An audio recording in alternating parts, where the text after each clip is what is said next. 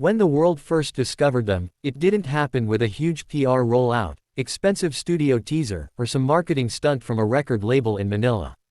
It was literally a 12-second shaky vertical phone clip uploaded by a 14-year-old girl from the choir who used her cousin's old Android phone. The clip wasn't even in HD. In that short clip, the poor Filipino Deaf Choir was seen singing inside an abandoned classroom where the rain from Manila hits the tin roof so loud that hearing people wouldn't even hear themselves talk. But these kids didn't rely on sound.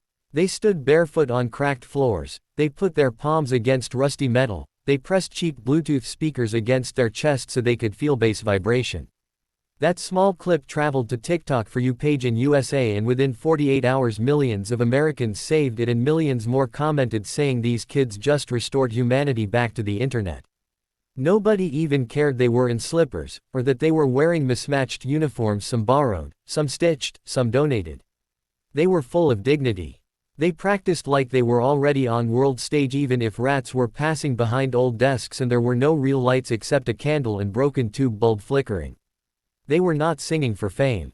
They were singing to prove their souls deserved to be heard even if their ears couldn't. Their teacher wasn't famous either. She left her comfortable corporate life to become a volunteer sign language music mentor because she once saw a deaf child cover their heart when a drum was near them and she felt God telling her that sound is not what enters the ear, sound is what enters the soul. Every rehearsal she would remind them that they had the most unfair disadvantage but also the most unique advantage because they were the only people on earth who never got corrupted by ego, loud external noise, fake compliments, comparisons and negativity of the world. Their purity was frighteningly sincere. That is why when AGT producers saw this clip, they didn't debate long. They called Manila and asked if they wanted to audition. The choir didn't even know what AGT looked like.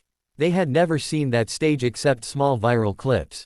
But their teacher said yes, not because they wanted fame, but because this would prove to the entire modern world that the definition of music is wrong. Their flight to America was the most surreal week of their lives.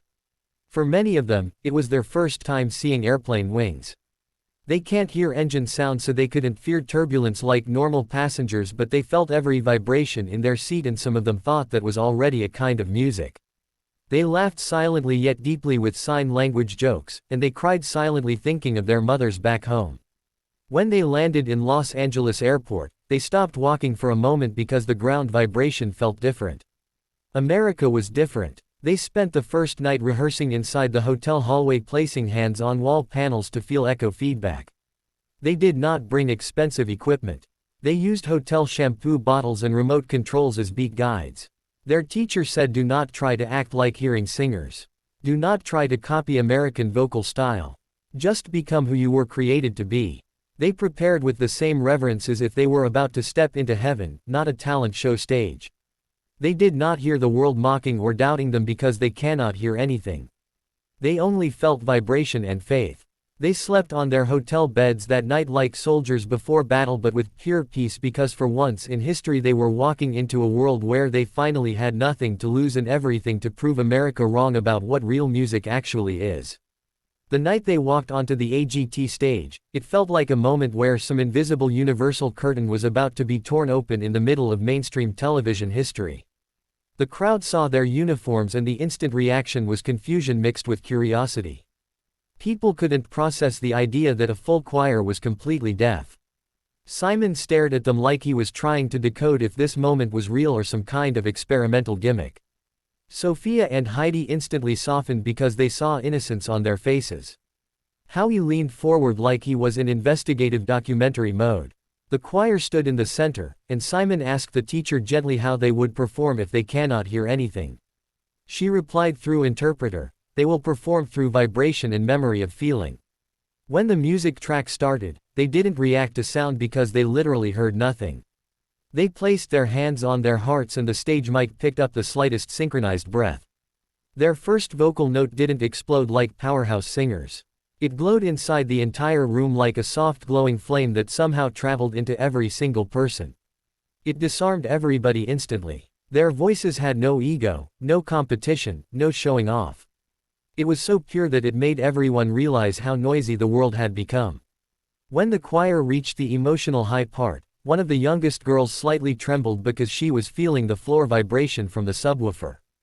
That trembling became the exact moment the entire stadium lost self-control and started crying. The judges were no longer judging. They were receiving. They were being taught. Simon stood up before their last line. He looked like he wasn't even breathing properly. When they finished, they didn't react instantly because they couldn't hear applause. They had to look at faces. They saw wet cheeks, shaking hands covering faces, people hugging strangers next to them. Sophia slammed the golden buzzer with so much force that she herself cried in disbelief that something this pure existed in 2025. Golden confetti began raining and the choir just slowly reached out their hands like children witnessing magic, not noise.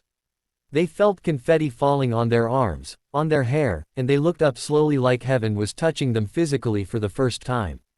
Backstage was chaos. Judges were telling producers this was bigger than a singing audition. People online said this moment restored human soul on TV again. Within days after that performance aired, the world reacted in a way nobody predicted. The deaf community around America claimed them like they were cultural revolution heroes. Teachers in U.S. schools started showing their clip in classrooms.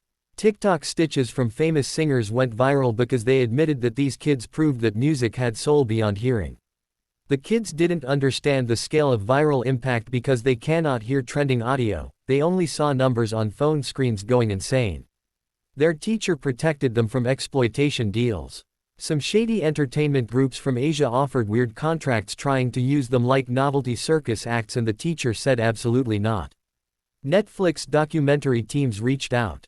Reporters flew to Manila slums to understand how they practiced.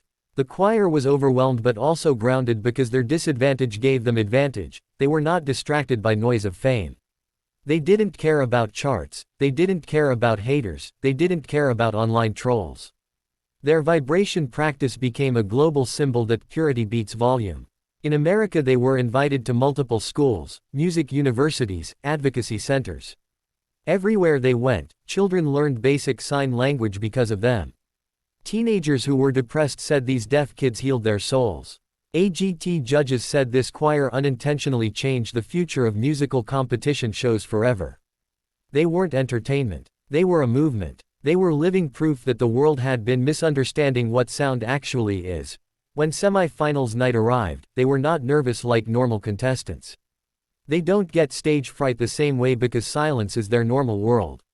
What scared them was not failure, it was dishonoring the gift that millions of people emotionally entrusted to them. When they arrived backstage and saw all the expensive sets, smoke machines, lasers, pyro rigs and advanced sound engineers from other acts warming up, they did not feel intimidated. They simply sat in a circle, placed their hands together palm to palm, and did their breath synchronization ritual. Their teacher told them the same line she always told them since Manila: sound is not what enters your ears, sound is what enters your soul. This time, they brought a new invention built by two Filipino engineers who used scrap metal and industrial rubber from old jeepney tires. It was a vibration floor rig designed for them. When they step on it barefoot, they can feel bass instructions and rhythmic cues directly through their feet and spine. It was their secret new weapon. The song they chose was "Fix You" by Coldplay because the teacher said this song is the exact spiritual definition of what they are doing to the world.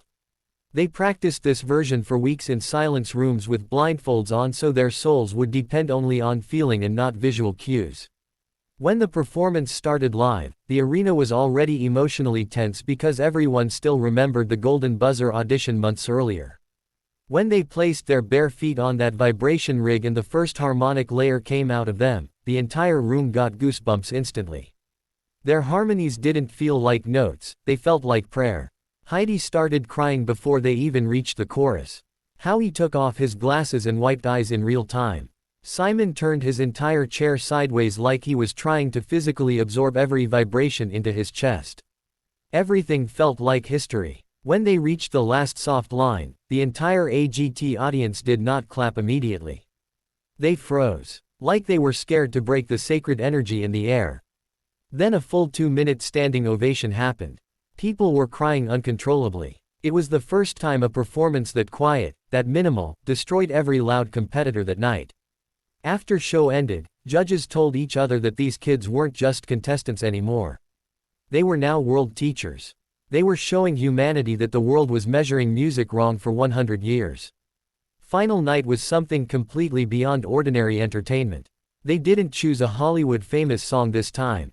They performed an original Filipino emotional hymn written by their teacher about God hearing even the things the world cannot hear.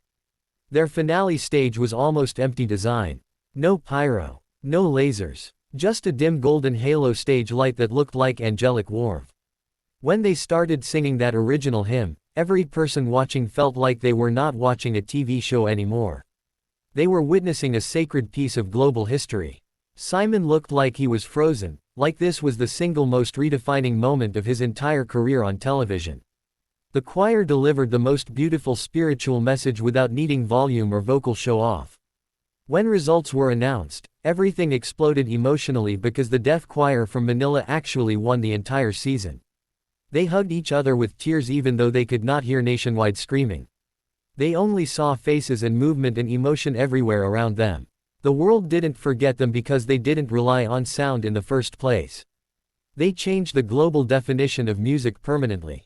Millions of people started learning sign language after finals week. Thousands of parents of deaf kids around the world messaged the teacher saying this choir saved their children from giving up on dreams. CNN, BBC, New York Post and Time magazine all covered them like cultural revolution icons. Their teacher ended the show with one single line that went viral forever: "They never heard applause, but the world will never forget their sound."